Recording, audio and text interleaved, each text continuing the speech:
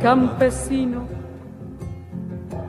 cuando tenga la tierra, sucederá en el mundo el corazón. Esta exposición intenta hacer una evaluación crítica del problema de la tierra en Bolivia.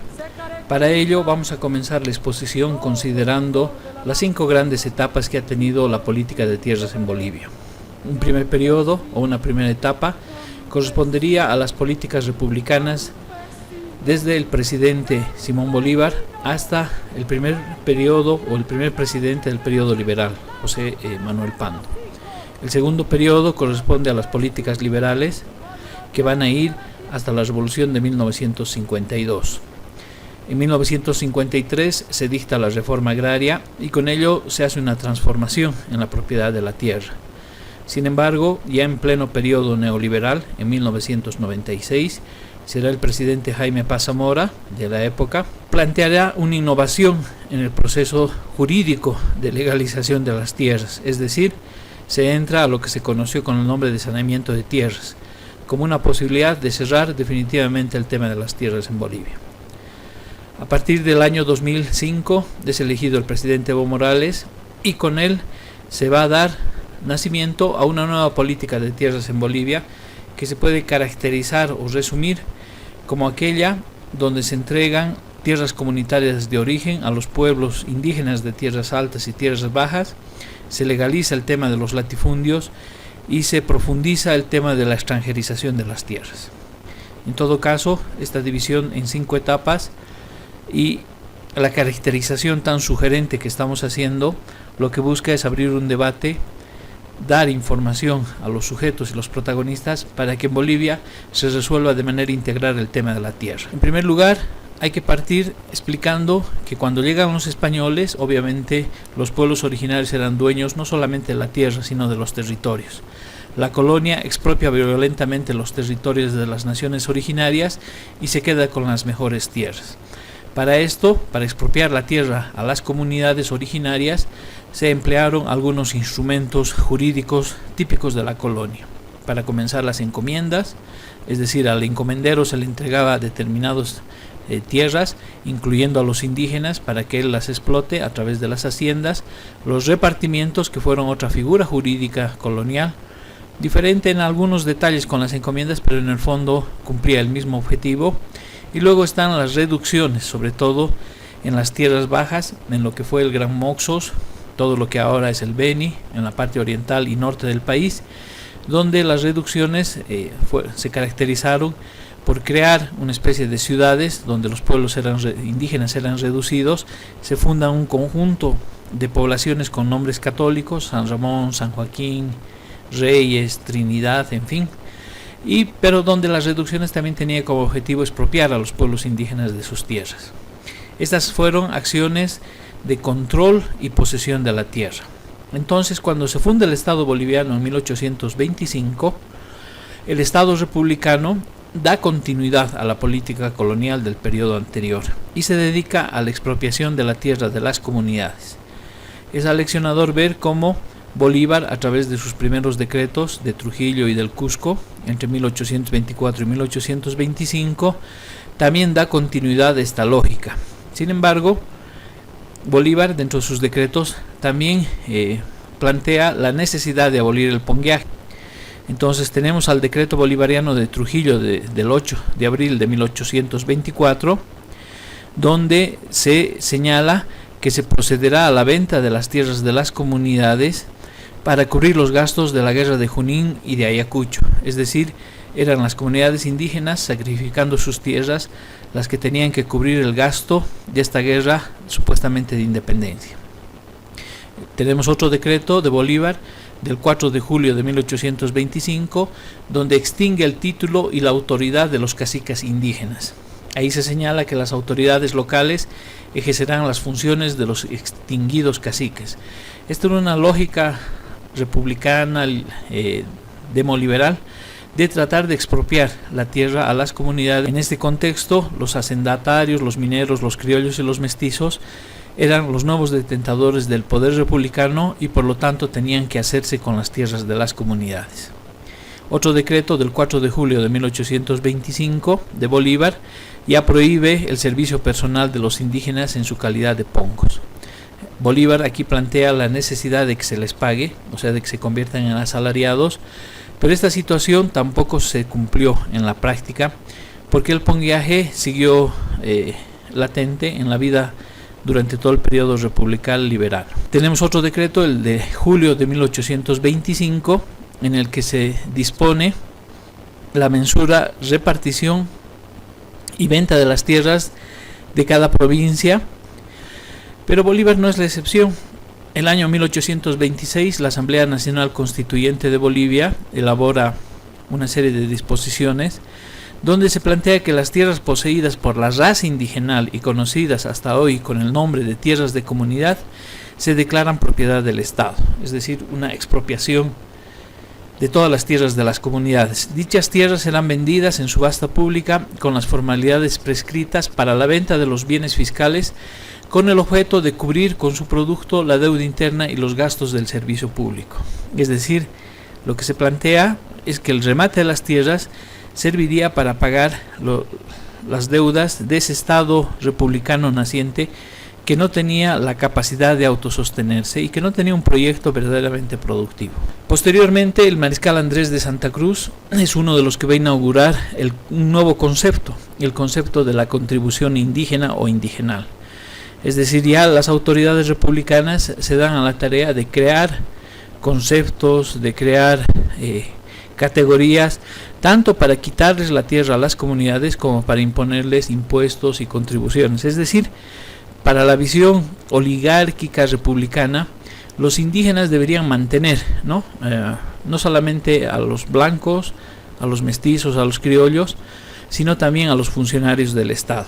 Esta situación es seguida o complementada por José Balivián, que en 1841 a 1847 saca una ley muy particular denominada Ley de Eufiteusis, donde a los originarios, a los comunarios, se los considera como simple eufiteutas. Luego viene otro presidente, José María Chá, entre 1861 y 1864, que plantea la repartición individual de las tierras baldías, ¿no? Es decir, un nuevo concepto se introduce en la legislación nacional y boliviana. Las tierras de las comunidades eran tierras baldías, es decir, sin valor, eran tierras marginales, y este presidente plantea la subasta pública para poder pagar los sueldos de vengados de los empleados públicos que eran incapaces de producir recursos para pagar sus propios salarios. Luego viene otro presidente muy conocido por todos nosotros, ¿no? Mariano Melgarejo, que decía que había que quitarles las tierras a los indígenas entre 1864 y 1871. Este presidente dispone la venta forzada de las parcelas o sea yañas de las comunidades, impone a los comunarios la obligación de obtener un título de propiedad individual de sus tierras en un plazo de 60 días, caso contrario se iba a proceder a un remate público. Aquí hay que hacer una consideración. En esa época no había medios masivos de comunicación. ¿Cómo las comunidades iban a enterar que tenían 60 días para legalizar sus propiedades en un territorio tan vasto, tan extenso como el boliviano? Entonces, obviamente que esta era una ley amañada para quitarles las propiedades a las comunidades. Por otro lado, Melgarejo también dispone que las comunidades pasarán a ser propiedad del Estado y se convertirán en haciendas, ¿no? El gran sueño de las oligarquías bolivianas de tener haciendas, de poder administrar la tierra, pero tener también a la fuerza laboral indígena para que ellos puedan trabajar esas tierras, convertirlas en haciendas y que ellos puedan vivir de esa actividad. Al tiempo que explotaban minas, se dedicaban a construir haciendas, ¿no?, sobre la expropiación de las tierras de las comunidades. Melgarejo consideraba que los propietarios indígenas deberían ser forzados a vender sus tierras, pasando a la categoría de colonos y pongos de los compradores de ellas. Aquí se crea un concepto, ¿no?, que posteriormente va a ser reforzado por otros presidentes. Esa categoría de colonos, colonizados, colonizadores, que las autoridades han manejado desde la óptica del poder. Tomás Frías es un presidente que gobierna Bolivia de 1872-73, y en una segunda oportunidad de 1874 a 1876. Este presidente, buscando en las actividades de la colonia, uno de los procedimientos del sistema colonial eran las famosas audiencias y las famosas visitas o mesas visitadoras, ¿no? Entonces Tomás Frías se inventa una nueva categoría, las mesas revisitadoras, ¿no? Entonces este era un sistema que a través de visitas generales de tierras, eran comisiones que se trasladaban a las comunidades y que procedían en actos, en audiencias, a desvincular de sus tierras a las comunidades para pasarlas a propietarios individuales, y los indígenas, las comunidades, pasaban a la categoría de colonos. Es decir, aquí ya se aplicaban, ¿no?, esos conceptos de la colonización interna. Entonces este presidente Tomás Frías crea esas mesas revisitadoras que debían cuidar que la venta de las tierras de las comunidades se lleve a cabo defendiendo los intereses de los excomunarios.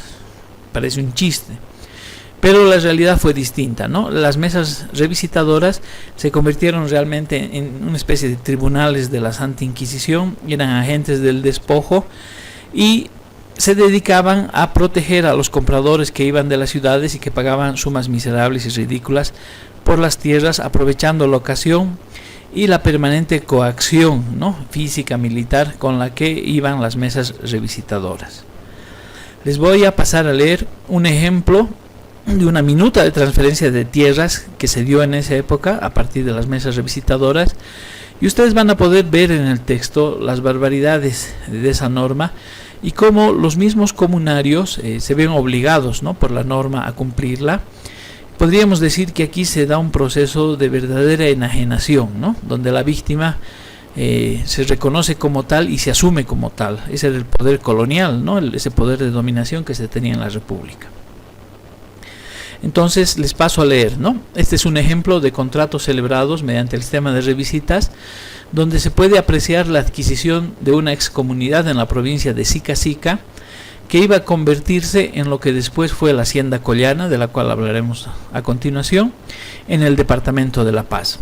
La escritura pública es del 17 de marzo de 1885 y se refiere a este fondo conteniendo las siguientes cláusulas. Cláusula primera: nosotros, José Quispe, Mariano Tangara, Fernando Velarde y 7 indígenas más, damos nuestras hallañas de tierra de que somos propietarios conforme a los títulos expedidos por la mesa revisitadora de Sica Sica en calidad de venta a Quintín A. Velasco, por la cantidad de 50 bolivianos por cada hallaña de originario y 25 bolivianos de agregado. Cláusula segunda: igualmente nos comprometemos a servir de peones a dicho señor Velasco, obligándonos en consecuencia a servirle de pongos y hacer las demás tandas que son costumbre general en toda hacienda, a cambio de las tierras que nos asignare en retribución de nuestros servicios. Cláusula tercera: declaramos que las anteriores cláusulas son dictadas de nuestra libre y espontánea voluntad, sin que hubiera habido cohecho ni mediado antecedente de ningún género que nos hubiera obligado a ello. Por el contrario, nosotros lo hemos buscado al señor Velasco para que nos compre, por permitirlo así la ley de revisitas, que tiene por principal objeto la exvinculación de las tierras de origen. Cláusula cuarta: Quintín Velasco, casado, topógrafo, me comprometo a pagar a los indígenas por las hallañas ubicadas en la comunidad collana, Cantón Calamarca, provincia Sica Sica, en toda su integridad, dentro de 4 meses una mitad y el capital completo dentro de 1 año. Como podemos observar, realmente es alarmante esta anomalía jurídica a la que han sido obligados, con la que han sido obligados los comunarios a ceder sus tierras, pero no solamente que ceden sus tierras, sino que son obligados a convertirse en pongos a través de mecanismos legales como el que acabamos de leer. De esta manera se constituyó la hacienda en Collana. Sin embargo, pasaron los años y esta propiedad fue a manos de la familia Iturralde. Una de sus hijas, Jimena Iturralde, se casó con Gonzalo Sánchez de Lozada. que fue uno de los presidentes del periodo neoliberal. Pues bien, la administración en manos de la familia Iturralde fue despótica. Se cometieron una infinidad de abusos en contra de los comunarios, no solo de los que trabajaban dentro de la hacienda, sino dentro de las comunidades circundantes de esta hacienda. Y la historia terminó trágicamente aproximadamente en 1983-84, cuando Óscar Mamani Paco, que era uno de los trabajadores de la hacienda, dio muerte precisamente al señor Iturralde, que era ya en esa época el propietario y que trataba de manera muy déspota a los comunarios. Bien, otro presidente del periodo republicano fue Mariano Bautista Caserta, entre 1892 y 1896, que de manera excepcional, dado el uso que se hacía al caucho que se extraía de los árboles gomales de la Amazonía norte del país, generó una ley que se llamaba la Ley de las Estradas Gomeras el 12 de diciembre de 1895. Esta era una ley mediante la cual se declaraba a todos los árboles productores de goma como propiedad del Estado. Sin embargo, el Estado no lo explotaba, no lo administraba, sino que lo concedió a propietarios, y uno de los grandes magnates que se constituyó a finales de ese siglo fue el señor Nicolás Suárez, cuya fortuna, cuyo emporio estaba relacionado al tema de la explotación de la goma, pero también de la actividad castañera, ganadera y latifundista. El patrimonio de la Casa Suárez se estima para 1920 en $40 millones, siendo uno de los propietarios en la ciudad de Riberalta de más de 86 inmuebles. Tenía en su poder 8 millones de hectáreas de tierras y se había adjudicado 18.000 estradas gomeras, acreditando 500.000 cabezas de ganado. Poseía lanchas, en fin. El emporio de la goma existió durante el tiempo en el que se explotó este recurso, porque debe recordarse que la industria automovilística luego se dedicó a plantar este tipo de árboles en otros países como Singapur, Indonesia, de tal manera que ya no tuvieron que depender de la exportación que se hacía de la goma desde estas regiones tan alejadas dentro de la Amazonía. Para hacer un resumen de la etapa republicana y cómo se administró el tema de la tierra, vale la pena señalar que los gobernantes se dieron a las tareas de pelear contra las comunidades, ya sea para desconocer a las autoridades originarias, crear tributos indigenales, imponer impuestos, todo con el objetivo de arrebatarles las tierras, subastarlas